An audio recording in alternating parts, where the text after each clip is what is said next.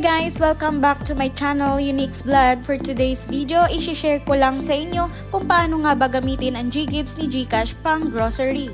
First, syempre i-open ang iyong GCash account at i-click ang borrow. And also, click GGives. So ayan guys, may offer nga si GCash sa akin ng GGives worth 18,000. Take note guys, hindi lahat sa atin ng GCash user ay may offer nito at ang GGives na gagamit lang nito ay sa mga eligible na inoferan din ni GCash.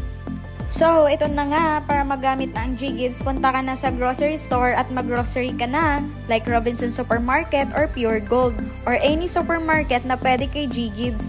Nga pala guys, before kayo mag-grocery, i-ask nyo muna ang cashier or customer service kung pwede ba ang GGives sa kanila. So, paano na nga ba gamitin ang GGives sa pagbayad? Open your GCash account at i-click ang QR scan. At i-click ang generate QR code para ma-scan ang QR code ni store.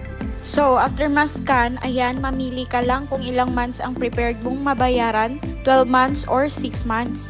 At i-click lang ang I agree to disclosure. Take note guys, pay it on time kasi meron pa rin itong penalty. The penalty fee is 1% of the loan amount for each missed due date. Kaya iwasan malate magbayad ah.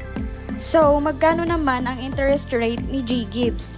The interest rate for GGives and GCash ranges from 0% to 5.49% per month. The exact rate depends on the user's eligibility and loan term. So, si GGives ba ay pang grocery lang?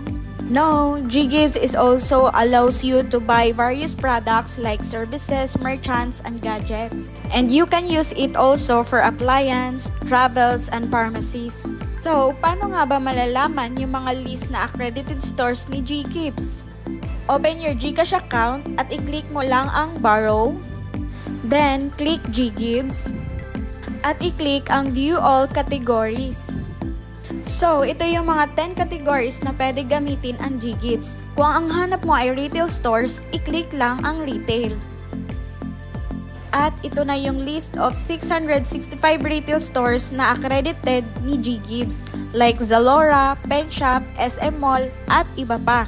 So, i-click nyo lang ang next dyan kung may other retail stores pa kayong hinahanap na pwede sa GGives. At kung gusto nyo pa ng ibang options, i-click nyo lang ang bawat categories at lahat ng list of stores na accredited ni GGives ay nandyan.